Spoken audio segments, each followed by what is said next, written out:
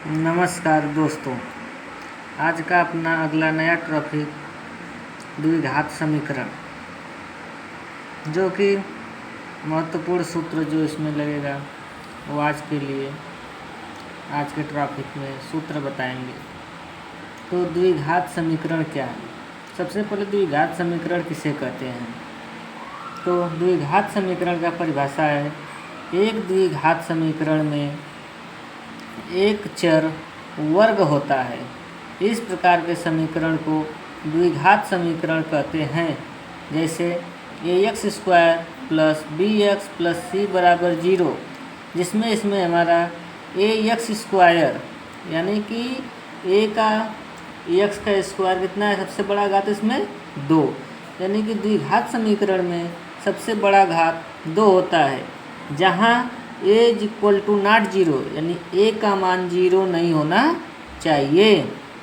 अथवा इसकी दूसरी परिभाषा क्या है? एक द्विघात समीकरण वह समीकरण है जिसके सबसे बड़ी घात 2 होती है, जिसे द्विघात समीकरण कहते हैं। जैसे 2x square plus 5x plus 3 बराबर 0, जहाँ इस समीकरण में सबसे बड़ी घात क्या है? 2 है।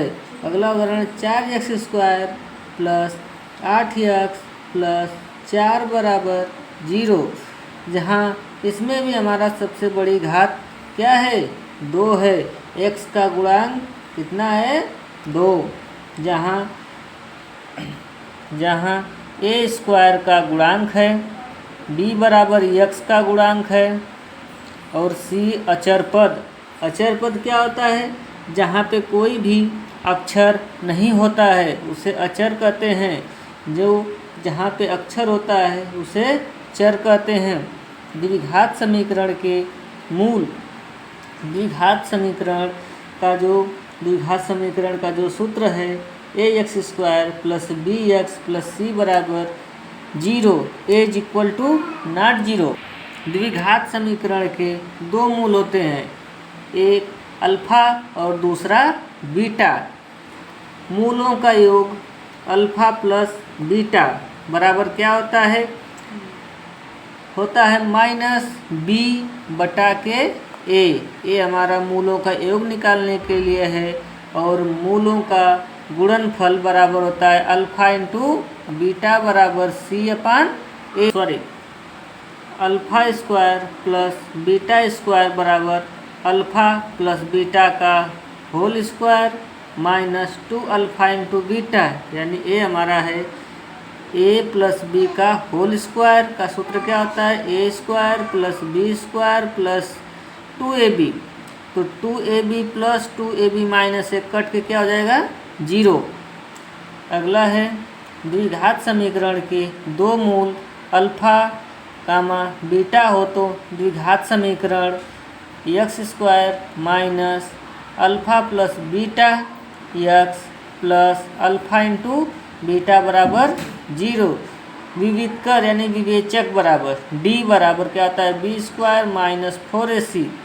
श्रीधराचार्य का नियम x बराबर minus b plus minus under root b square minus 4ac upon 2a, या x बराबर minus b plus minus under root d बटा के 2a। a under root d कहाँ से आया? जो कि अंडर रूट में b स्क्वायर माइनस 4ac, जो कि d का मान है। अगला है, यदि d का मान 0 से छोटा है तब वह वास्तविक और असमान होता है। यदि d बराबर 0 तब मूल वास्तविक और बराबर होता है। यदि d का मान 0 से छोटा है तब वह मूल वास्तविक नहीं होगा अथवा आभासी होता है। यही मूलों की प्रकृति होती है, जो सदैव हमेशा काम में आती है। यह एक हमारा उदाहरण है, 2x square plus 5x plus 3 बराबर 0। तो मूलों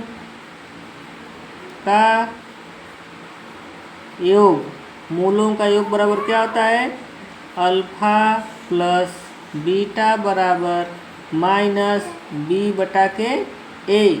अब देखिए 2x² प्लस 5x प्लस 3 बराबर 0। तो क्या है ए का मान क्या है 2। कहाँ से द्विघात समीकरण से। द्विघात समीकरण क्या होता है ax² plus bx plus c बराबर 0। तो a का मान क्या है 2x कामा b का मान क्या है 5 और c का मान क्या है 3। तो हमारा सूत्र क्या है अल्फ़ा प्लस बीटा बराबर माइनस बी का मान कितना है 5 और ए का मान क्या है 2। ये हमारा मूलों का योग हो गया।